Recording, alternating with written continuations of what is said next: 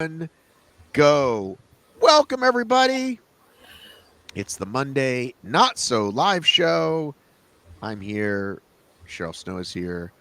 Ugly Dave likes Rich's idea, except he spelled riches like lots of riches I instead think of that works these days for instead of him. That's right.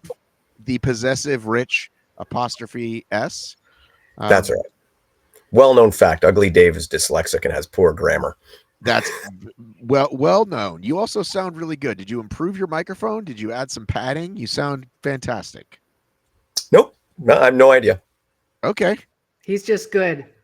I'm just All right. good. Well, we've been doing this for probably over a year now, so it's great that we all sound good. I did not have a race this weekend for the first time in over a month. What about you guys? Yeah, I did. I got to stay home, which was nice. It's been a while for me too. I know you've been gone more than me, Matt, but home is good. Home is very good. We had a DEKA event at the Farm Girl gym, Okay. so we had that going on. So I did do one race. I had a bit of a rough week this week, but I only jumped into one relay, but was with a new partner. Was a lot of fun. Terrible strategy on my part, but I didn't know what my partner was like as far as how You said how we. relay. Isn't that multiple partners? No. Sorry, teams. I don't know. So tell us what your terrible strategy was. So I went with a strategy that I would have went with that I use with Rye, similar to what I do when I race with Rye or when I race with my partner Juan, where I do a lot of the more of the ergs and stuff like that, right? Because generally I'm a pretty quick rower, I'm pretty quick on the ski anyway. So, but we decided this time we would go and basically I'll lay it out. My partner was going to do the lunges. I do 250 on the row. He does 250. I do the box overs. He does the sit-ups. We split up the ski, split up the farmer carry, split up the bike. I do the dead balls. We split up the tank. I start the burpees. He finishes. Basic layout. I had no idea that my partner was an absolute monster on the machines. You guys didn't talk about this beforehand? Well, we did, but he had never he hadn't. So on this guy, his name's Darren, and he actually is opened an affiliate DEKA gym in Mississauga, which is about 30 minutes from me, somewhere around there.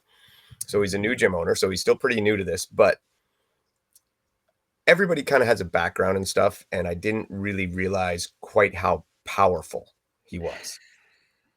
So for numbers, straight numbers, I got on the rower, and usually when I split up a rower, I'm usually the quick guy in the rower. So I did 250 at a pace of average about 125 per 500 meters, somewhere in around there. Good heavens. I got off there and he got on, and it never got slower than 120. He actually got down to 112 per 500.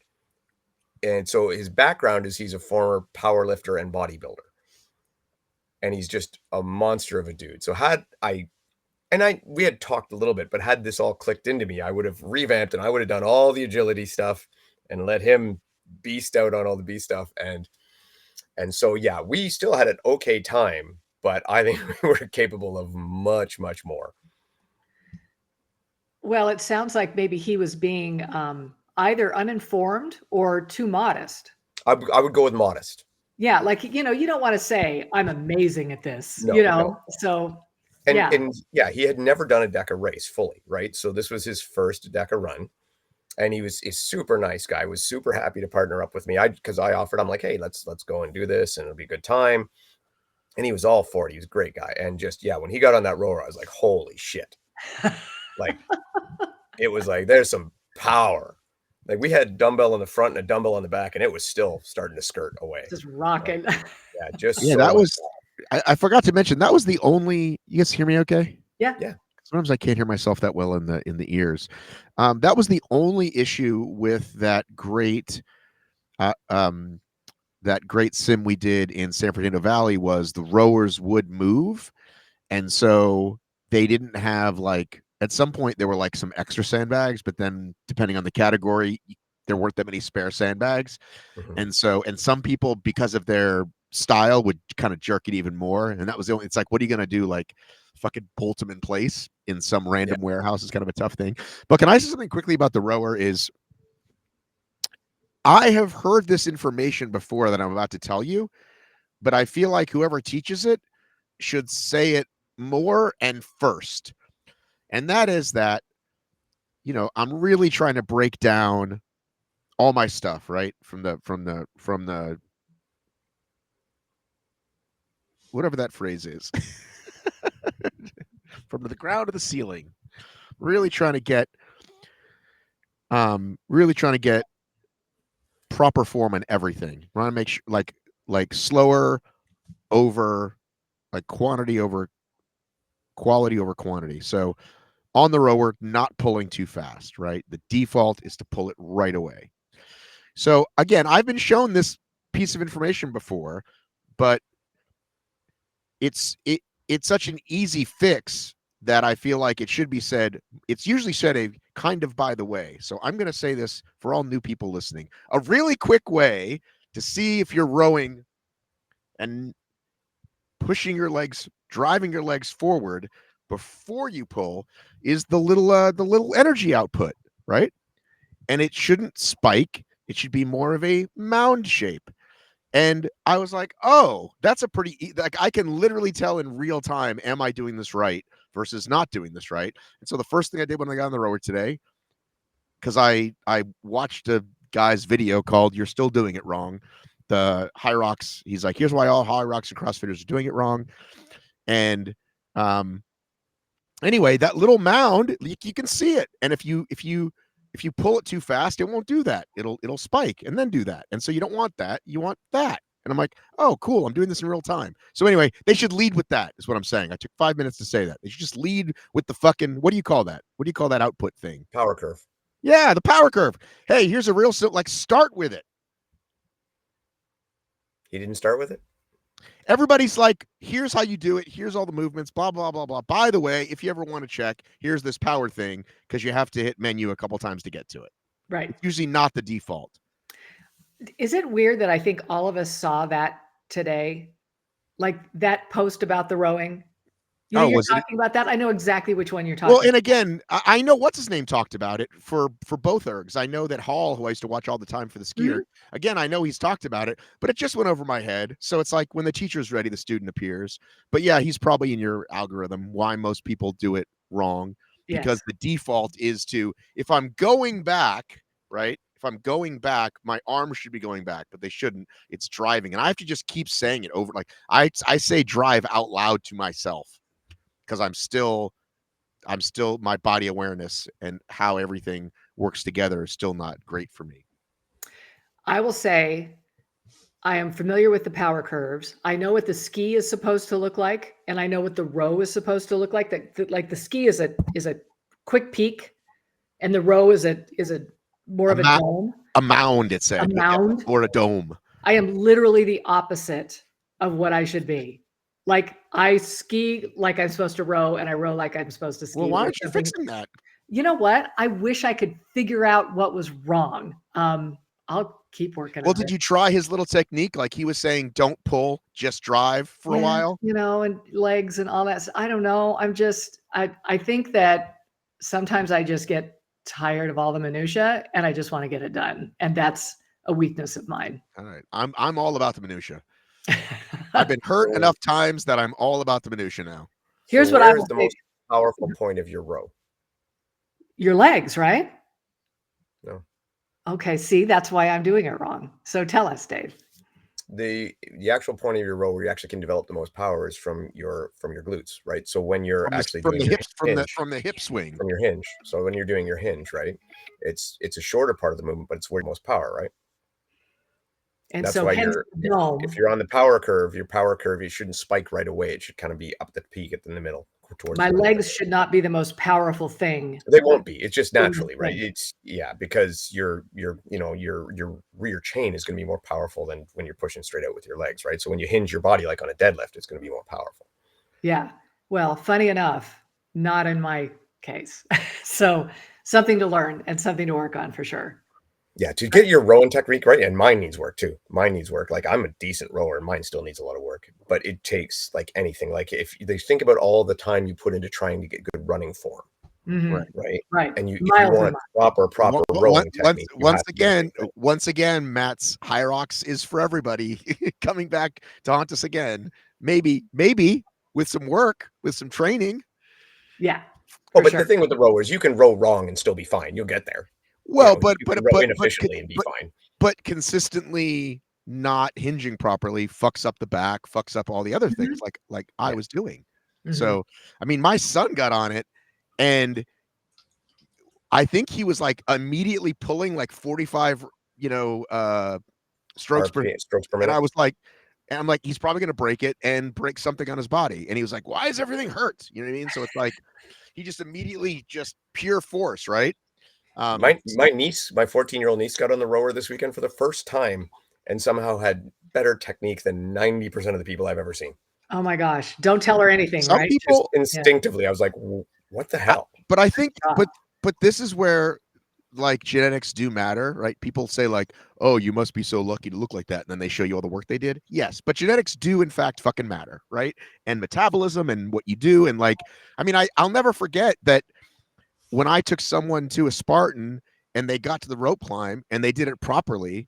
And I said, like with the J hook, and I go, when's the last time he did that? He goes, I don't know. I go, where did you learn to do that? He's like, that's just how you do. You know what I'm saying? And I still can't do either one. I still can't S or J. So, and he just I don't know that's genetics. That's form and technique. But what do you do if you don't S or J? Fail the rope climb unless it has the knots I can stand on. Consistency is key. Because then I can just use my arms. But I would get on it. I had 100 people show me like, okay, now do this. Now step on it. And I'm like, I'm slipping and I'm sliding. And now that I'm working on form of everything else, maybe I have more patience. I don't know. But the point is, my friend didn't need to be shown that. And he just did that. And I just think there's some things that come more naturally, like someone hopping on a rower right away, or teenagers that are, snatching relatively easily or whatever. I mean, I just think some things come easier to some people. I think some people are more athletic, right? So stuff's they're going to sort of know how to move through space better than the rest of us. Well, I wouldn't call myself uncoordinated, but now I feel uncoordinated. But I wasn't someone who was like the spaz on the field. Like if we played, as kids, football, soccer, basketball, I was good at all of them. You know what I mean? I wasn't the spaz kid. You know what I mean? I was. Okay, Dave, I have a thought about your team, about what you did. I'm sweating. Here's what I learned is that you don't sort of practice humility or you don't brag. You give numbers. Like if you guys would have sat down and said, what do you row? What do you ski? It's problem solved, right? Yeah. So I'm going to remember that. Yep. Yeah. The numbers we would have been, but again, it was a fun run for us. We just having a good time. So, but it was very impressive. Sitting there watching him row thinking, what could we have done? Oh yeah. Like I'm pretty sure.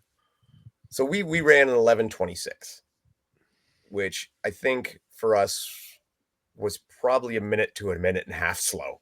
Like I think we could have been sub 10. Wow. Yeah. How fun is that? How old is he? Like what age group would you guys be 50. in? Oh, nice. 119. Oh man. Okay. Yeah, he's a big boy. Right.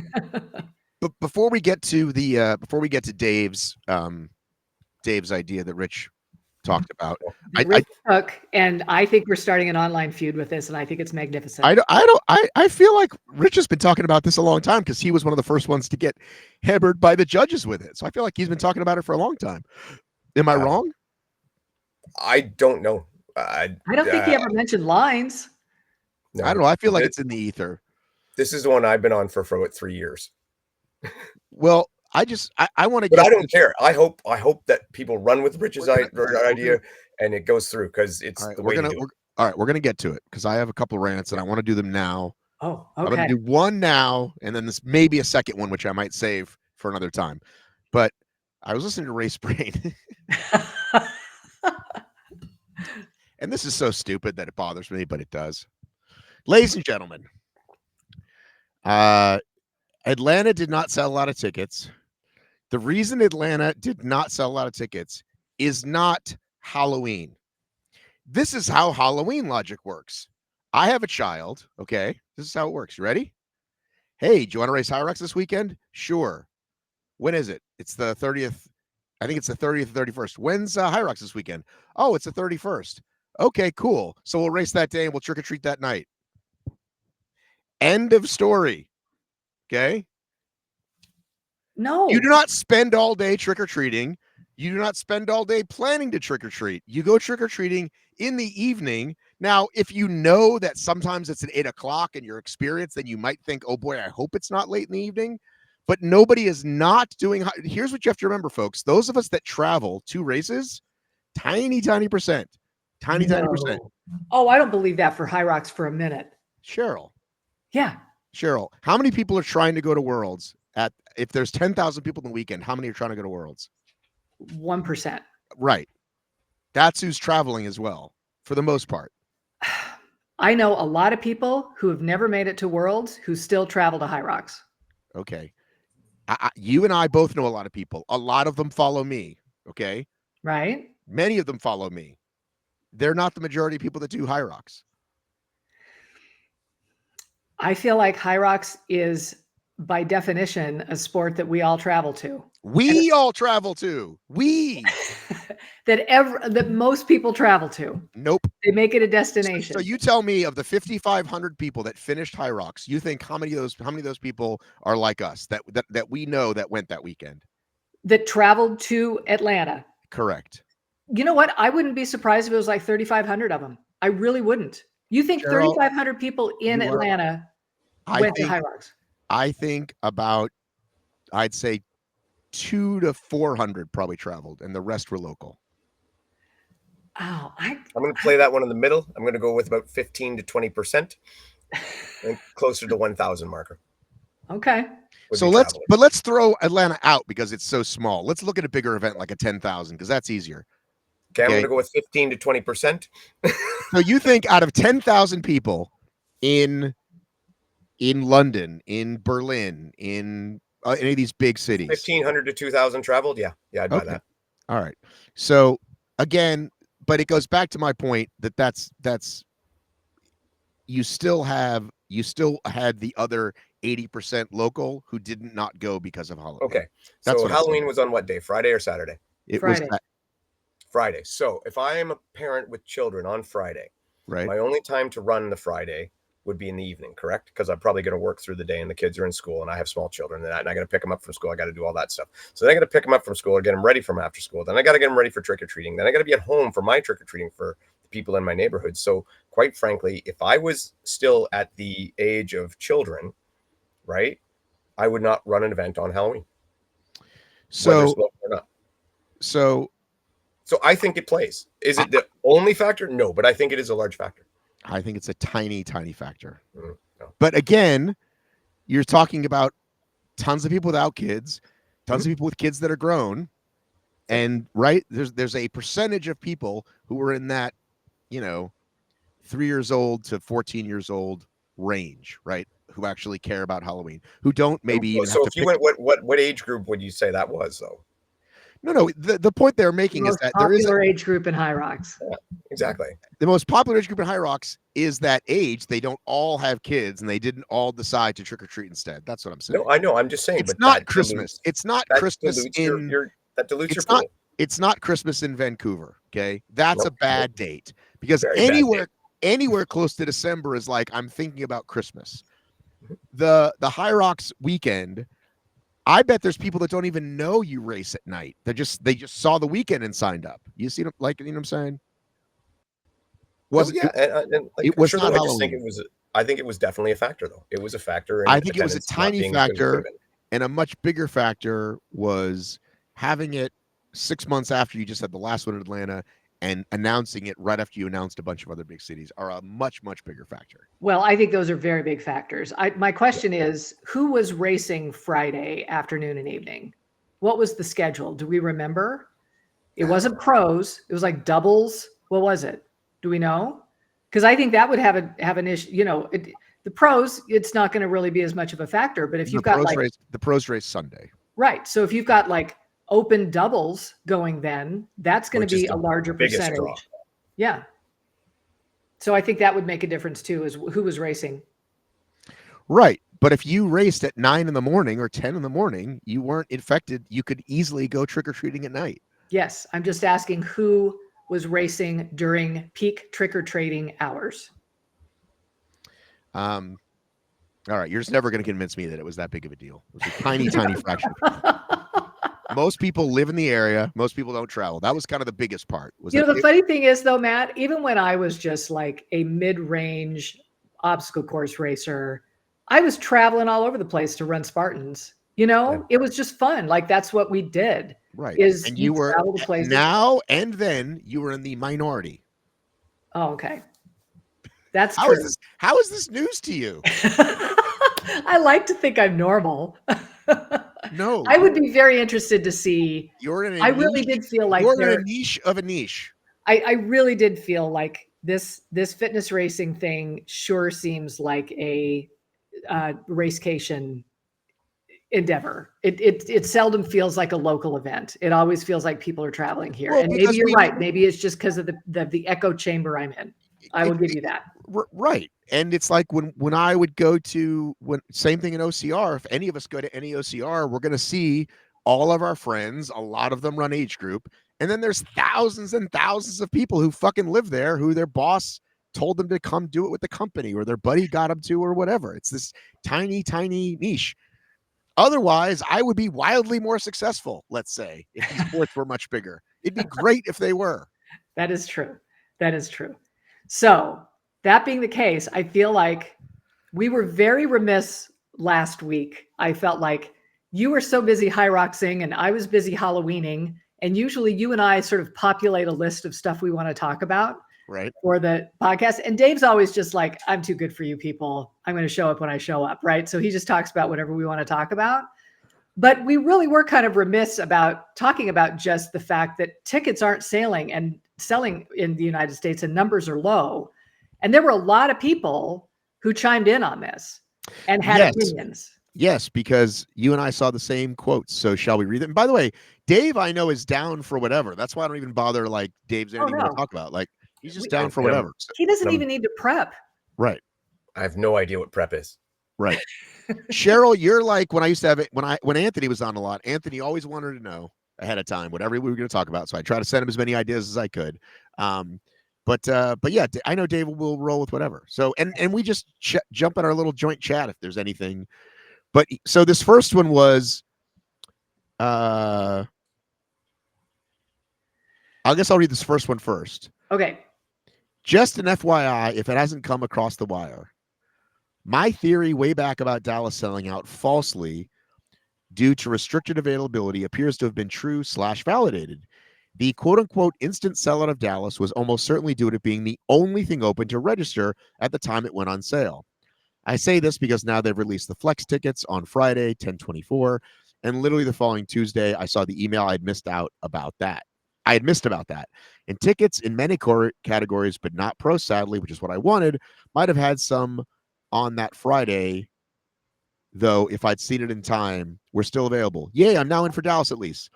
So as I suspected, the other events, quote unquote, opened up, and a lot of people who actually didn't want to do Dallas returned their tickets as they actually wanted other, quote unquote, closer to home or what have you venues that have subsequently gone on sale. Basically, if all the last quarter venues had gone on sale the same day, Dallas would not have sold out nearly as quickly as it did, in my opinion at least. And based on the evidence now that the resale tickets were still broadly available for at least 4 days after they reopened them for purchase, I haven't checked since, but since I got my solo ticket and our mixed doubles tickets now. Some good logic. So I should have broken that down before I read the whole thing. Basically, he's saying people took Dallas because it was available, bought a flex, and then as soon as the race closer to their house opened up, they're like, fuck that, and they returned it and did another thing. Maybe. Like again, I don't think massive numbers did that. Again, there's probably a large group of people that don't buy the flex because it feels more expensive. The three of us on this call know, like, I'd buy one no matter what, just fucking no matter what, right? But most people won't. They want to save the 40 or the 50 or whatever it is extra. And they don't even know they can do what he just described, is what I'm saying. I don't think a ton of people know how to do that. Or let me rephrase that. There might be a lot of people who don't know that. I do think a lot of people would buy the ticket not knowing there was going to be a race in their area, not sure there was going to be a race in the area, not sure if they could get tickets for it. So they got the one they could get as their my in case race. So I mean, I guess, do I think it's a giant number? No, but I think there's a few. Yeah, there would be some numbers that did that. And it definitely could have helped to escalate a quicker sellout. And like I said, I mean, his term of like a false sellout. I mean, I get it. It's not quite the term. And then Flex Pass, I hate that fucking thing. That's stupid. Why do you think it's stupid? The Flex Pass? It's gone. By the way, it's gone now anyway. Now we're back to resale market, right? Well, they still have a Flex Pass, don't they? It's just different. They changed it a little. Mm-hmm. They just changed it. So to me, I love it. I love it. I've gotten my money back like 4 times when I got really excited and bought a ticket and then changed my mind. I think it's great. What's wrong with it? So the way they use it bothers me, because that is, I mean, everybody talked about the pro card being a cash grab. That's not a cash grab. The Flex Pass is a cash grab. It's like you're paying for something that I should be able, if I get a ticket, I should be able to switch it to somebody else.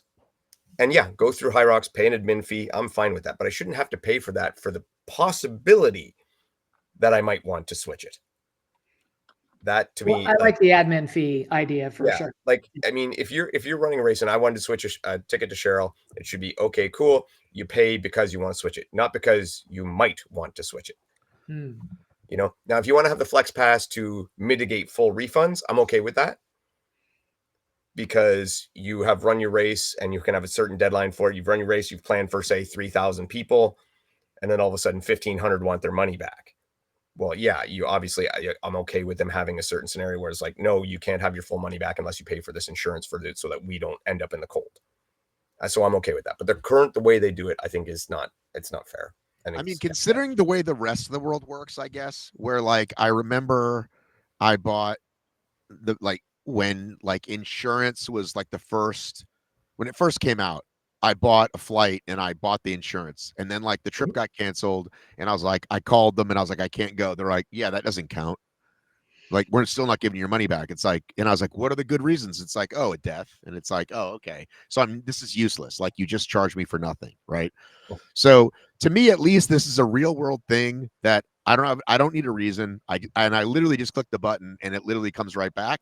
So all things considered, the way the rest of the world works, I like it. Could it be even better? What you're saying, you can buy a ticket and up until 2 weeks before you pay 28 or 30 or 40 bucks to swap. Yeah.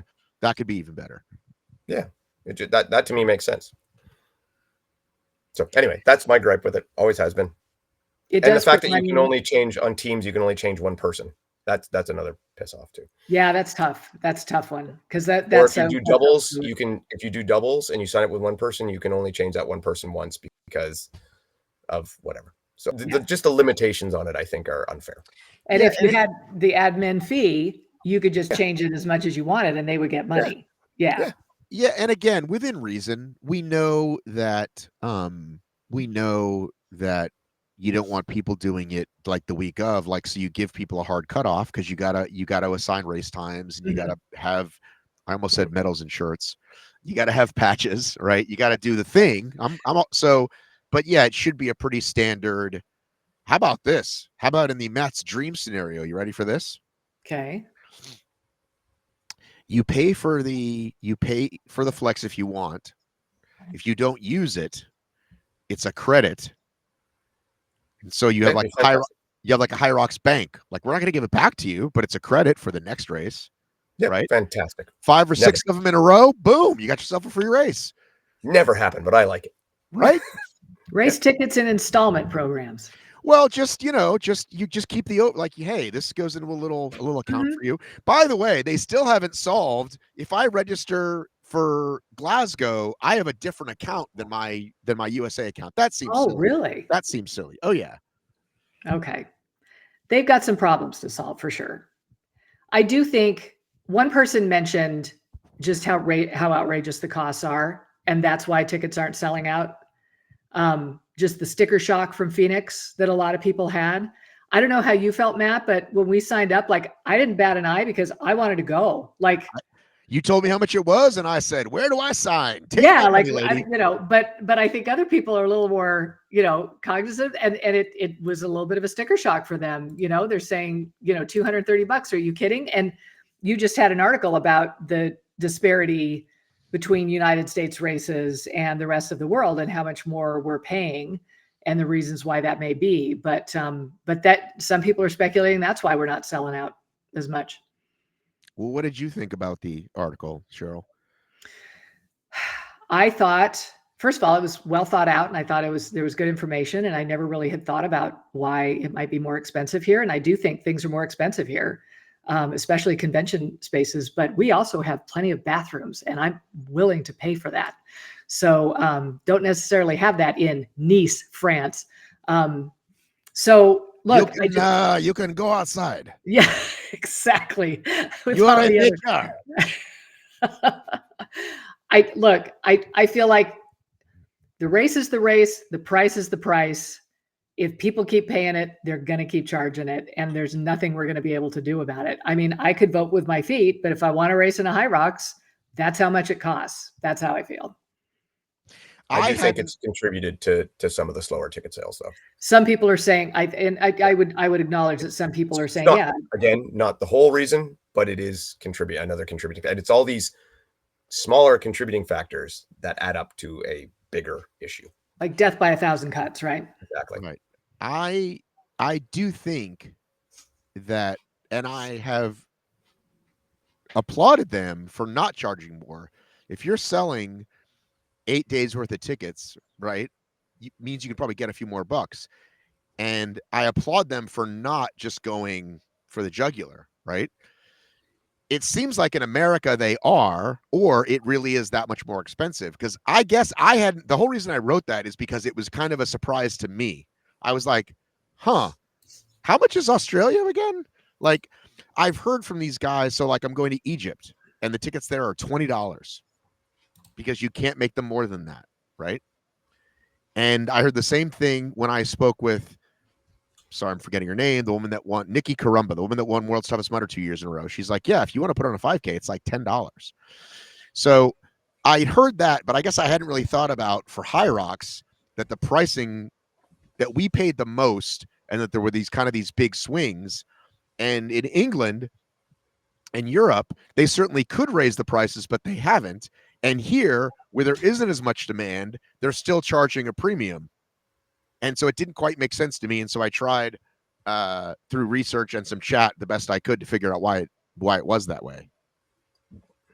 I don't know necessarily, other than cost to run the race, why it would be more expensive here. But I do think when you say that, they haven't jacked it up in England and stuff like that as much. I mean, to me, if you are jacking it up like that, it's a short-time gain, long-term loss, because you will lose. Like, you might get people once and like, all right, I did that. I paid $300 for that. I'm never coming back. Have you ever heard of a gentleman called Will Dean? Yeah. Okay. So Will Dean allegedly took a lot of money out of Tough Mudder and put it into bankruptcy. So would it have been better to keep it, to not do that and let it grow and have it? You know what I mean? It's like people are greedy just because, like, of course it's short term, but that's what people do. They're selfish and cook the goose and give it to me now, and then that's it. Then they're gone. So, I do think they could get more, and they don't. And my thought is that they're playing the long game, because if they drop the prices, if they drop them where they're not meeting demand or raise them otherwise, then later on down the line, it's going to cost them, rather than just kind of, let's try to keep them in each market a certain amount as best we can, and then, go like that. Yeah. Well, for what was Phoenix? You said 230, but that was the mistake, though. So what should it have been? Well, I guess they're saying it should have been around 200. They're saying that they overcharged us $30 and that they're going to give us the money back. I'm not holding my breath on that. Do you not have the money back? Do you not have the money back in your account yet, Cheryl? I don't think so. Do you? Well, no, because you Venmo'd me. I paid you. Yeah. So no, I have not received anything, any notification. I believe you actually will get it back. I believe you will. I don't see them not doing that. But again, had I bought them myself, I might have noticed. But when I was like, how much do I owe you? And you told me I paid it. I didn't realize that it was more Right. normal. I See, I would didn't. have clicked into that because I kind of have like my cap of what I'll pay, and that's over my cap. It was, I remember seeing the cost, especially for doubles, right? When you pay for doubles, it's, Mhm. that gets pretty steep. And I was like, wow, I better really enjoy this, like the stadium experience better be really good. I remember thinking that, but I also thought, well, what am I going to do? Not go? Like, I want to go. So I'm going to go. Well, and you know, if you look at what a marathon costs, which is I think what they look at, and what Ironman costs, which is way more, and what an obstacle race costs, which is very dependent on how many coupons Spartan has, right? I think that's how they're looking at it. And they have a very good point about that, I will say. And I think that's why you just pay what you pay, right? You want the experience, it's going to cost a certain amount. And this is comparable with like a major marathon or something like that, right?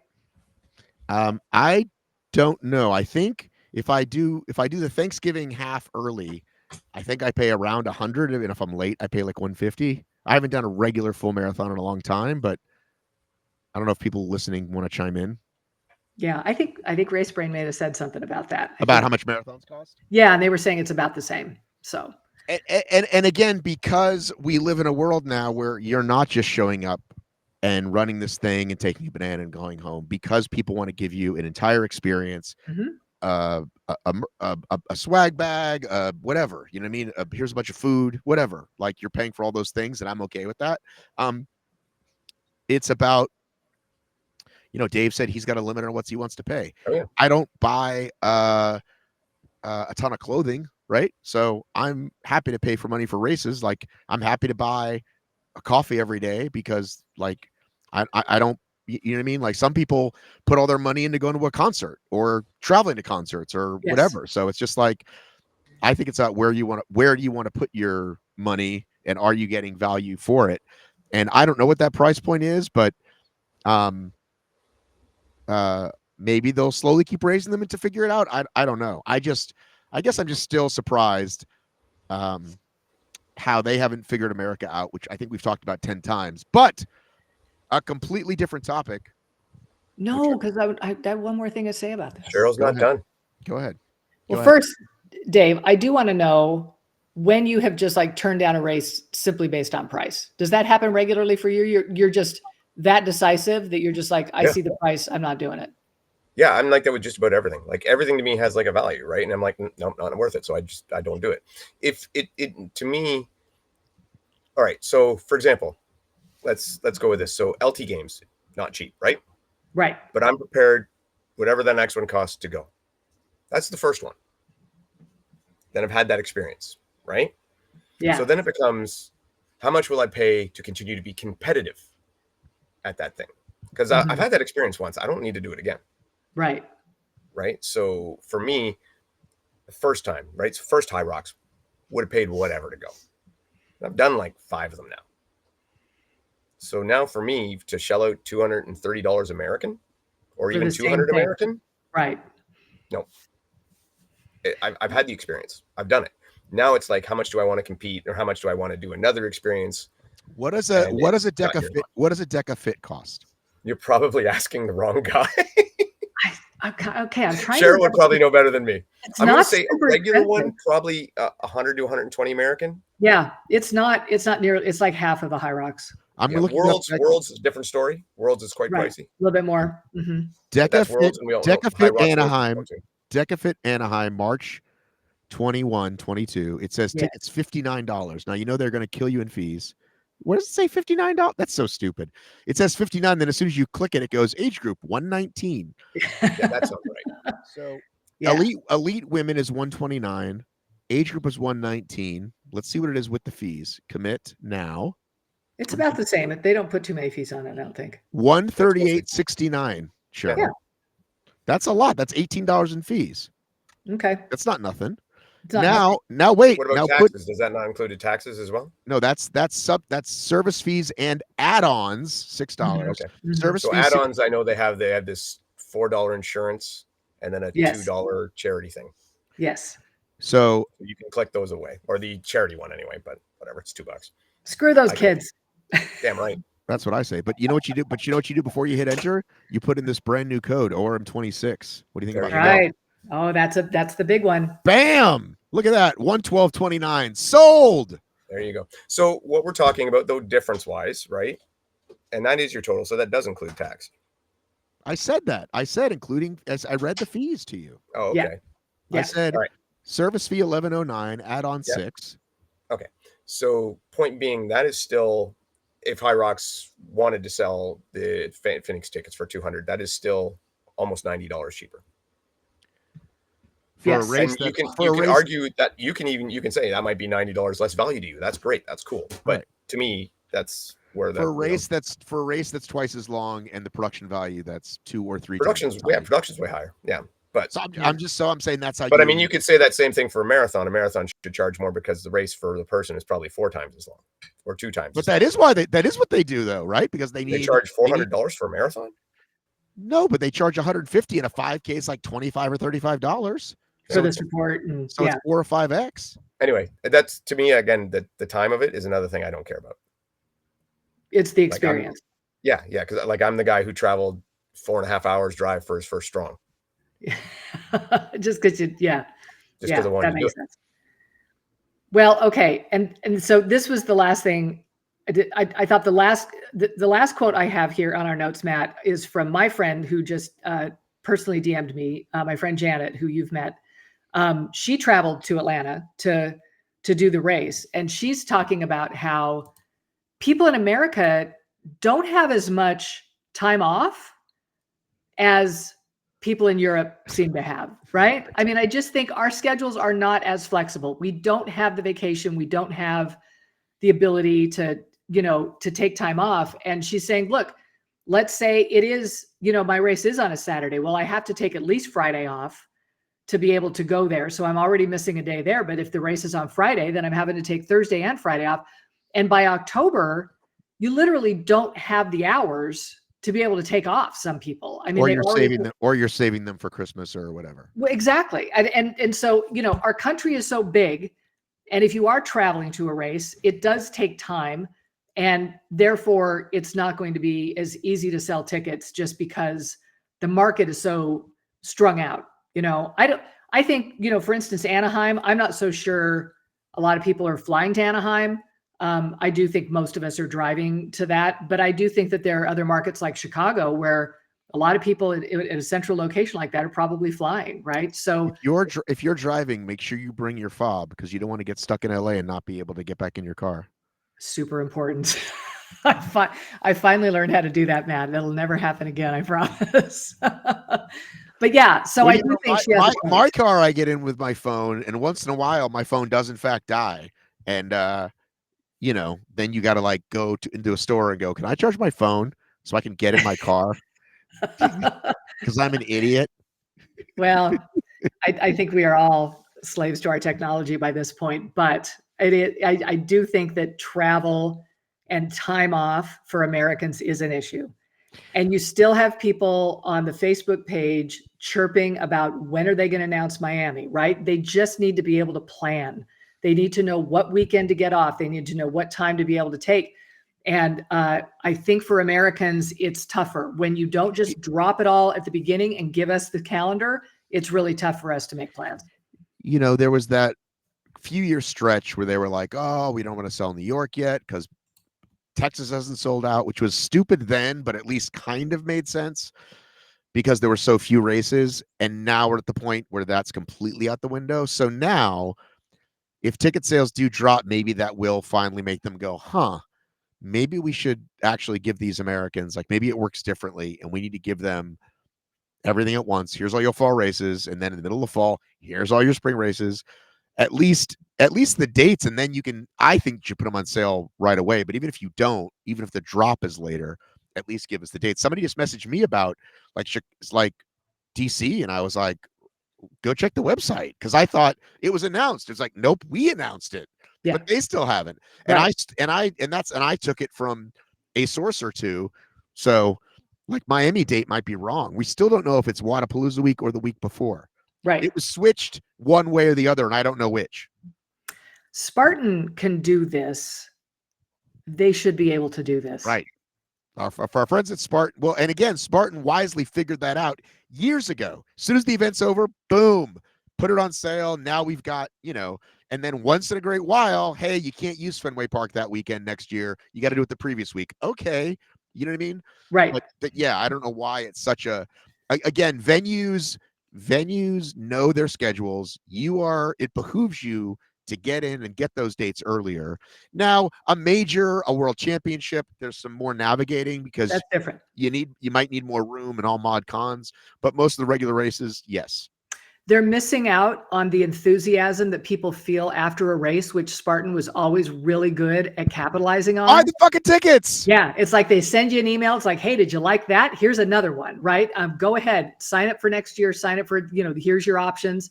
It always works for them. And it would work here too. And I just think we need more notice than what Europe is getting and what the UK is getting. We just do. Yeah. And I will say that I'd say post-COVID, there are more folks who like work from home and have slightly more flexible schedules, but we're still over there. Like unlimited PTO is like, they don't even have to call it that. It's just what they have, right? They just, right. And they pay a livable wage, those kinds of things, right? Yeah. People aren't stressed like they are here. We are stressed. Right. We are scheduled. Right. Yeah, how long? It used to be me. I remember it used to all the time. I would make my race calendar like January for the year. Yes. And you can kind of do it now because you're guessing. Right. Like New York, we think will be end of May, first week of June, instead of just fucking announcing it and being done with it. Yeah, I'm going to assume Toronto is going to be in Ottawa around the same time, right? But we're guessing. Wait, I thought we had Ottawa's date. Yeah, I know. And I said Toronto going to be around October the same time. I might have said Ottawa. I meant to say October. Okay. What about Ottawa in October? No, Ottawa is in May. No, but I'm saying you could have that. You could have Ottawa in October. Yeah, well, there you go. Yeah. All right. So can we talk about the next fitness race to hit America? Yes. Sure. So Athex posted 4 cities, but I can't tell you that they're going to be at any of them. It was more of a here's what America looks like. And I told them that's not really how you should do it. And they said that probably makes sense. So don't think that those are the cities. Tell us the cities. Well, I can't tell you the cities, but I can tell you that they may or may not be the 4 skylines you saw, which you would think, oh, those are the cities. It was them just showing like America. But again, here's people not understanding how we work. I go, are those not the cities? They're like, no, those are not the cities. So we know what cities they're not then. I'm saying it could be either or. I just know it's definitely not 100% those 4 cities. One or more of them may be those cities. I've not even seen this post, so I don't know the cities. I haven't either. And I want you to give us, remind us a rough overview of what Athex is. And this is because they didn't tell me I could post, which is why you don't know. So I'm glad to hear you say this because I talk to them all the time. Please tell me when you're going to announce. I will make a big deal of it. And sure enough, I see they've made their own little reel. We're coming to America. Guess what cities or something like that. And so I'm like, well, I'm not really going to do that, but I could have put something together that said something, but they just put a little Instagram reel together. So Athex, which I've covered extensively on this show in the past. You haven't been paying attention. No, it's just been a while. Give us a brief overview. There's a lot of races. Oh, sure. So Athex is like Lifetime Games in that you're basically doing time trials all day, right? It's not a true race in that sense. However, unlike LT Games, it's 3, let's call them zones.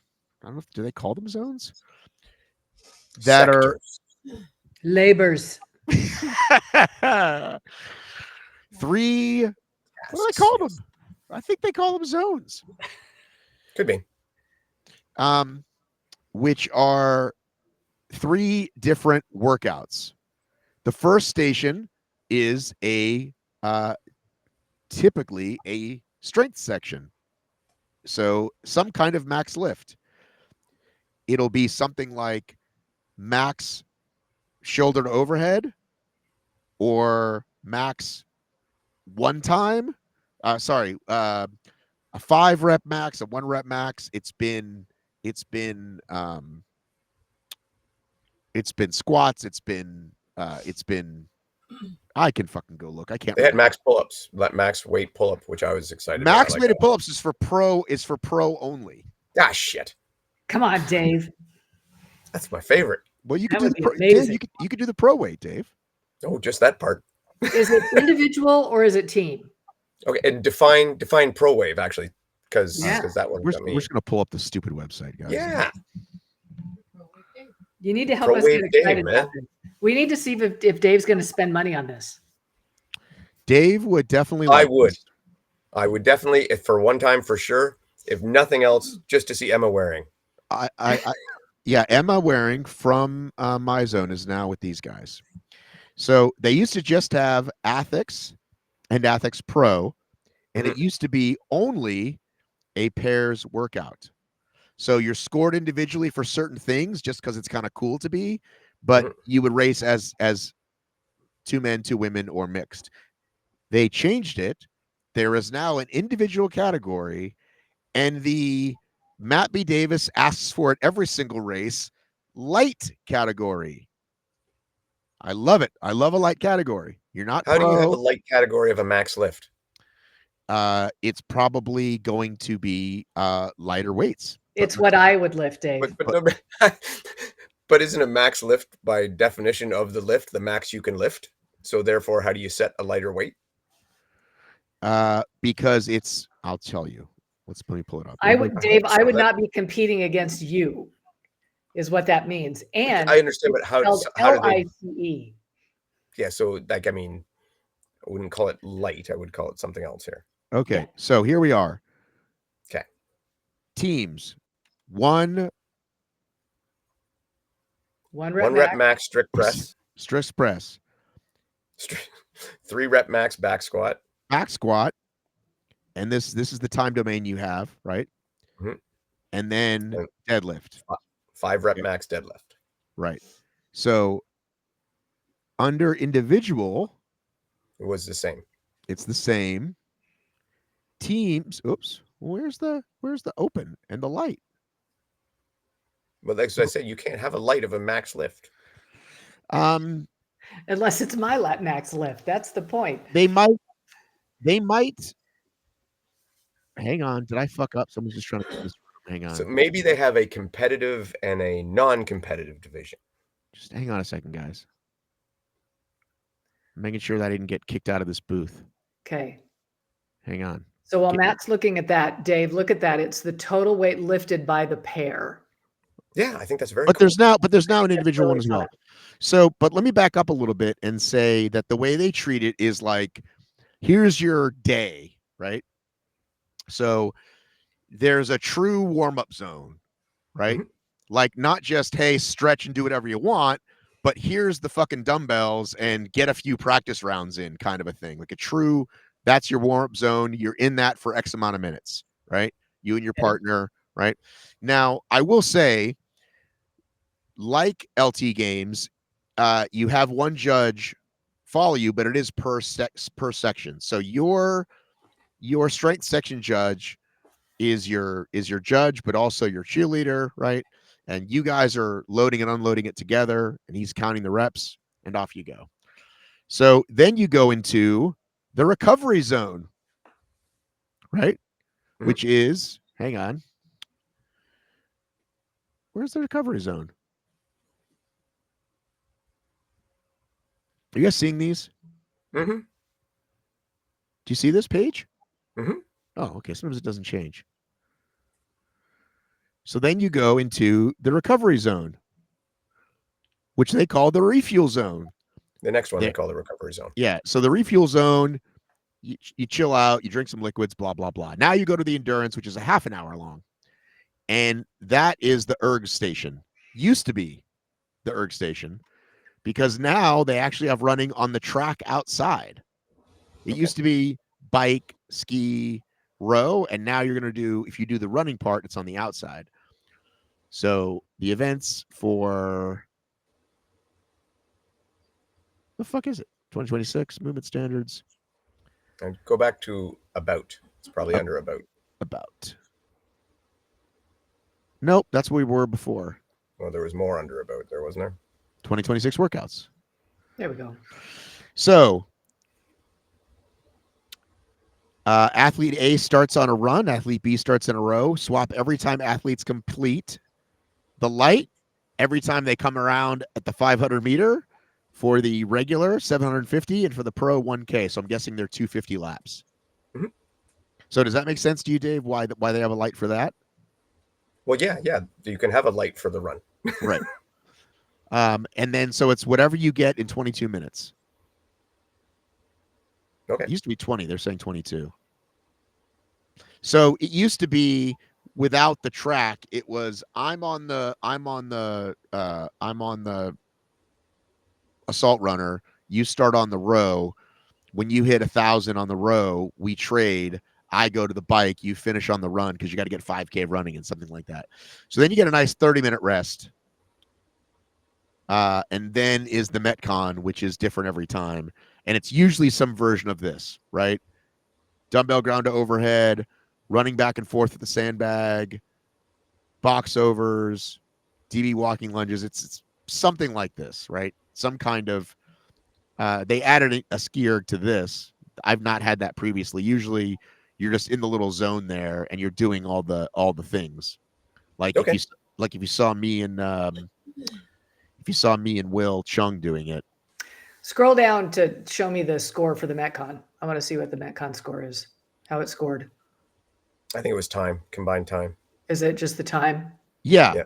Okay, how long it takes to complete the workout. Okay, gotcha. Yeah. Correct. So we're talking a solid hour and a half, 2 hours for this? Well, when they include you add the recovery times, you add at least 2 hours. And so I've done this twice, and there was no light. There was just the pro and the regular, and so it took us forever to finish our. Can you go back down to the Metcon? How long did it take you, Matt? Do you remember? Keep going. Oh, we got time capped on the Metcon. Keep going. Okay. But ours were. Okay. I think it was dumbbell ground to overhead, and then you run with the sandbag back and forth. Then I want to say it was burpees over lines, and then another dumbbell to overhead, and then another sandbag, and then another run. It was like some kind of 12 to 15 minute for most people, but it took us the full 25. So what confuses me though is they have a light and a pro for the Metcon, but then a light and a pro and an Athex for the run. Well, I don't see the light anywhere for the first two. It's only on the endurance they show. Okay, yeah. So light, Athex, pro. Right. And then there should be a light here and a light here as well. You can't have a light on a max lift. I don't know either. It's not making any sense. So now there's a light and a pro, but there's no Athex. So maybe it's only the endurance section has the light. On the Metcon, they have a light and a pro, but not an Athex. No, it's Athex and look down under the alternator. It's where it shows the weight, light, and then pro. This is teams and this is individual. Yes. Alternating. Okay, stop scrolling. Pro is Read 30. with me. 60 alternated ground to overhead. Men 20 kg, female 12.5 kg. Light 20 single arm overhead. Men 15, women 7. I think that says. Then pro. Okay, so in this one, I guess the Athex is considered the first one they list. Right. Okay. It just doesn't say it as well. It yes, list that's the regular, that's the light, that's the pro. There you go. I knew we'd get there. But you can't have that for a max lift. Yes. So that makes sense. Yeah. Look, this sounds awesome. Lots of fun. I can't think of a city I wouldn't go to for this. Yeah, I would definitely love to go to that. Dave, would you do single or would you do teams? I prefer to do everything teams. Oh, yeah. I mean, I would do a single, but I would prefer teams. Well, if I had anything to offer, I'd offer to be your teammate, but I run. literally don't think I can run. I can run. That's true. I can't row like your buddy though. No, but I don't think you can run. Okay, so here's mine from 2 years ago. So there was the weights. Yep. Can you read that? I did a bad job. 1 rep max shoulder overhead, and then a 10 rep back squat. That's what it was 2 years ago. Got that? Yeah. So let's turn the music off so you guys don't have to hear that. Where's the fucking music? Over by the pause. The mute button. There Right you go. beside the play button. There you go. So there's everybody doing their fun lifts, right? Oh man, yeah. And you got time to work up to it, which is nice. Yeah, and so back here's the warm-up zone, right? Back Right. there. And then, yeah, your judges are cheering you on, and you try, like you normally do. You do a few light reps, and then there's your max. Let's go! Let's go! Oh my gosh! Bring that belt. Yeah, you can bring a belt.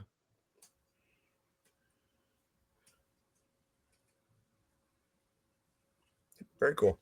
That looks like a really So there's great your experience. recovery zone, right? Yeah. Now we're gonna, and then this was the curved treadmill. I'm so happy we don't have these anymore. I hated No, these as much as Tara did, or as much as Janelle did. yeah, they're terrible. So yeah, so you got to get all of this done, however you do it, right? Right. And so again, I think we timed out just as we were finishing our where's the run? I forgot the run part. Row, bike, ski erg. I think it's 5. Oh, part A was the run. I think that's what it was. Yeah. Part A, 5K on the run. Yeah. So, and then you swap, right? Like whenever you want to get tired, you can swap, or when the person finishes one, you swap to the other. Then you die. And then you get to 30 minutes. Look at this. They got the massage. They got the whole thing. I bet that 30 minutes flies by. Yes. It's amazing though, right? Get the Normatec legs, do the whole thing. Right. And you're so busy talking to people and so excited that you don't really recover as much as you should. So, and they have a little tiny track. So it's back and forth on these little tiny tracks. Look at that girl go.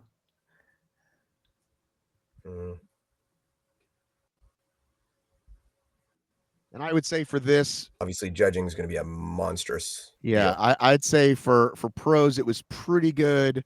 For opened, it was okay. Like hers aren't really that great, I'm seeing. But yeah, some burpees over lines. Some more running back and forth. These heavy fucking bags. Yeah. Okay, so they're saying they're coming. How about that depth? Boom. Nice Yeah, girl. pretty good. Here's I love how they did the purple and black and black. Those girls. A note for our doubles girls in HYROX.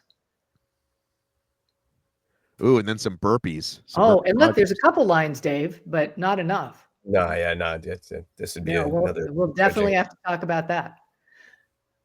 Nice job. Jeez. Boy, they're working. Look at that girl. This is very CrossFitty. Very CrossFitty. Super CrossFitty. But that's okay. It is. I think that's their goal, is like, we're not going to be HYROX. We're going to be somewhere between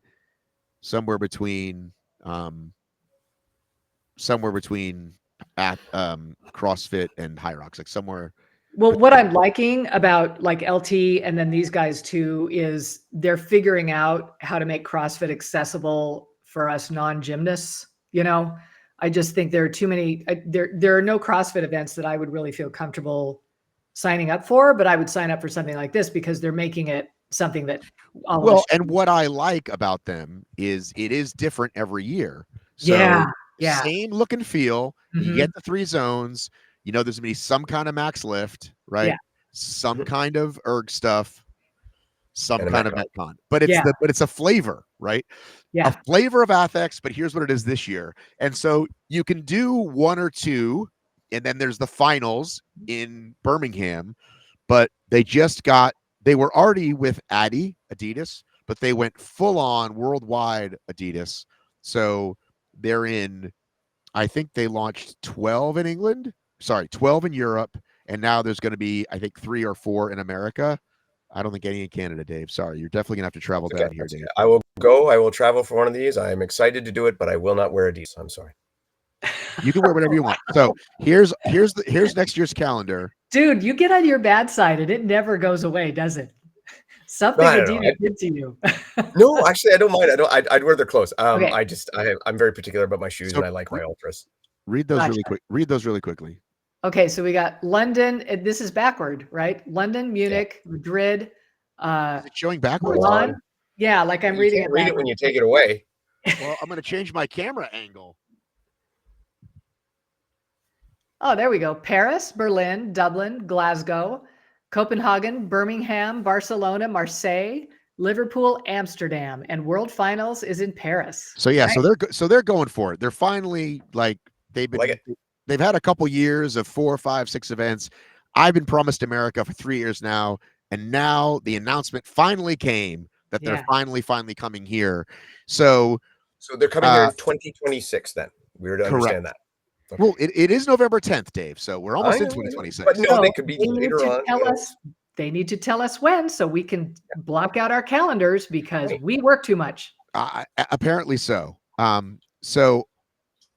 this goes back to why HYROX, like, HYROX doesn't change if they don't have any competition. It's like, let's get some fitness races going. Let's get some competition. This will affect them. Like, maybe not the first go round, but if it's well received, the second go round, it'll affect HYROX because people will say, "Oh, I want to go travel and try this." Well, and again, even the movements, right? There's still no snatches, right? Right. It's accessible for all of us. Yeah, we can do it. We can practice. Because regardless of who you are, you can do a max squat. Right. That max might be 5 pounds, but you can do a max squat. I shouldn't say everybody. The majority of people. Anyone who is physically capable to do a squat can do a max squat. Well, I know, Dave, you have said in the past that you feel like there's going to come a point where HYROX is going to kind of hit its peak as far as participation. And I think what we'll see is that people are paying big money for this experience. And then like you will say, well, I've done that before. I don't necessarily need to do that 5 or 6 more times. And so they will be looking for something that feels like this. And Athex is kind of coming in right at a good time for people to start looking for that. Well, and it has the stuff Cheryl cares about. It looks good. Yes. It's got the dazzling stuff. It's got that. So, and if the judging is good, then it makes people like me happy. So it has potential. Mm. Well, I wanted to see what it cost because I don't remember what it cost. I think it looked like I saw 125. I want to say close to like 100 something pounds. So I'm going to guess probably around. Yeah. You had it on the screen. It was up there for a bit. I couldn't find it. And I want to say I thought the doubles was still under 200. But I could be wrong. You had it flashed on the screen for a little while. Mm-hmm. So yeah, the one thing they haven't been great at is I think even their championship, they didn't I don't think they've still had prizes yet. And I think they didn't have flags. And I think every year I'm like, you guys got to beef this up a little bit. And so you get that, you hold up a check, but people love the flags. I don't think they even have a patch. So I think they can work on that stuff. We're going to want something. And maybe they did have a patch. I feel like, no, I have a patch. So, okay. We're going to want some elites. We're going to want to watch some elites put on a show. Now, well, granted, they had all the CrossFitter people going that first one Matt went to, like Vellner and all those guys were there. So the first 2 years when they had the Fit Fest, they had them do it, but they've also invested a little bit. So Chandler's been there now 2 or 3 times, and I know he's not doing that for no reason, right? Mm-hmm. And they also just had, who did they just get? Another big CrossFit name that is coming over to do it. So that's a pay for, you should probably look at Adidas crossover sponsorships. Yeah, but I don't think Chandler's with Adidas. No, but I'm just saying if Adidas sponsors a different athlete, they're more likely to get them bring them over. Right. So who did they get? I'm trying to see him. Look at these names. Oh, look at that. That is, where'd he go? Damn it. Oh, they had James Sprague up. He's not in the video. Okay. Yeah, that's Sprague, isn't it? Why do they keep showing? Oh, they must be showing his teammate. Because every time I click the picture, it's not James. So anyway, so James Sprague's been there. Chandler's done it a bunch. Noah's done it a bunch. I think Chandler and Noah like have the same agent and go over together maybe. So they're definitely leaning in a little bit to that to get more CrossFit types. But again, it's accessible for the HYROX athlete. Yeah. It's the same way, right? The same way that, you know, if you want to do deadly and you got to just start lifting some more weights. Yes. I had somebody I was talking to here locally who I just happened to mention deadly. And he's like, I want to try that. He's so excited. I think there are people out there who are hearing about it. They want to see him pop up. Hang on. I have to grab a plug. I'm like at 2% here. Hang on. I'll be right back. I hope that his laptop isn't connected to his car or he's in big trouble. So Dave, you said that you use ultras? Yeah. You and Chris. I don't. I'll be honest. I'm not like an exclusive person. I'm not a brand loyalist guy, but they just feel good on my feet. And they work for me. I think that I've been having some foot problems, and in general, the people that I talk to, the diagnosis is that I just wear too many cushy shoes, right? Like shoes with too much of a drop, shoes that just take care of my feet far too much, and having something like an Ultra where it's actually letting my foot act like how it's supposed to look has actually been the solution. It's been quite remarkable. Well, for me, like the zero drop, it's never. I don't even know if that's ever been a thing for me, yay or nay. It's the wider toe box that I like. Yeah, you can let yourself let your feet work, right? Yeah. And when I take my feet out of them, even after like a long hard run, they don't feel crushed and cramped and sore, and so. Yeah. Well, I bought ultras the other day, and I forgot what kind they were, but I just went to the shoe place next to my PT lady, and that was kind of the only kind of gym shoe they had, and I was and she recommended they get them because they didn't even have them. Anyway, they were great, but I got those Noble shoes, and they've worked out well so far. I got my normal size, which is I get them a size and a half size bigger, which I usually need, and they were massive. And so then I went back down to a regular size for 11 for those Nobles, and they're great. They're not as pretty as the ones you guys got, but I like them. I got the exact same pair as you did. You didn't get the pretty colored one? I didn't get the pretty colored one, and that's right up my alley. I want just plain. I'm far too old for those flashy things. So they were smart. I've never tried the Nobles. I've heard mixed reviews. I've heard some good reviews, heard some bad reviews. Rye has a pair. I think she likes hers, but not for running. Right. I would never run in mine. Mm-hmm. Do we want to dive into? We are a little over an hour. Do we want to dive into this topic? Where'd it go? This is the big topic we were going to start with before all this other stuff happened. It's at the top. No, it's down here. This one. This is the one I've prepared for, right? Yes. What is it? Actually, we're going to save that one. We're going to go. We'll talk about the BBJ idea since we keep skipping it. Oh. Yeah, because we can talk about the other one anytime. Right. Okay. Dave. What's your BBJ idea? No, well, I want to know. We know what Dave's BBJ idea is. We don't know. Oh, do you want? Yeah, we do. I've talked about it on here lots. I've talked about Athex on here a lot, but you made me repeat the whole thing. So why would you know? Okay, give us a refresher.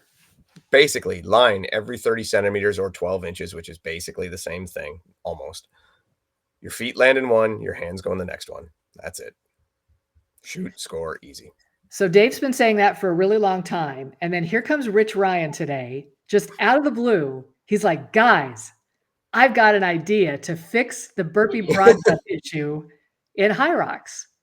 But what he says, and he actually has this drawn out on his driveway, like outside his gym. His idea is that you put lines every 80 centimeters. Basically, he's dividing it up into 40 centimeter sections instead of 30 to kind of account for the width of the lines and things like that.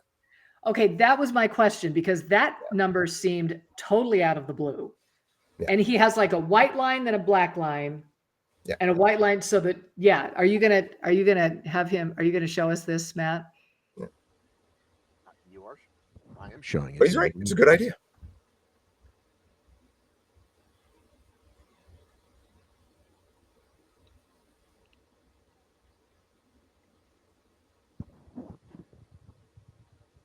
Are you guys just going to be quiet? Well, nobody I can thought hear we that. were- So you were we showing were that. reading. Anyway, yeah, I mean, basically, yeah, that's the idea. I mean, I think I first mentioned this probably close to 3 years ago. Okay, so my question is this. Did he steal your idea, and should we punish him for that? 100%. No, actually, I don't. Rich, who knows? Rich may have heard my idea a long time ago, but I don't think he stole it at all. I think this one probably just occurred to him, and he's like, yeah, it's a good idea. And it is a good idea.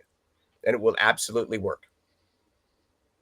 So he's got where you put your feet in one and then you put your hands in the next one. And that's right. what you are advocating. Yeah, that's why, like, the first guy to comment was Ugly Dave. Rich is stealing your ideas. Yes. Yes. But I honestly, I don't think Rich do that. And I don't care and I commented many times, I don't care where it comes from. Whatever it takes to kind of get it in there so that it works better is what I want. Okay. So he's got the lines at 40 centimeters and you have the lines at 30 centimeters, but that's really the only difference. It's the same thing. Yeah. Right. Okay. Yep. I think the fact that he's saying this may mean that they may listen. I hope so. I think he's talked to what's his name about it before. I think not what's his name, but I mean, I think he's mentioned it in general to them. I think they've had these conversations, but yeah, Dave, you're making all these videos for DEKA. You should have made this video.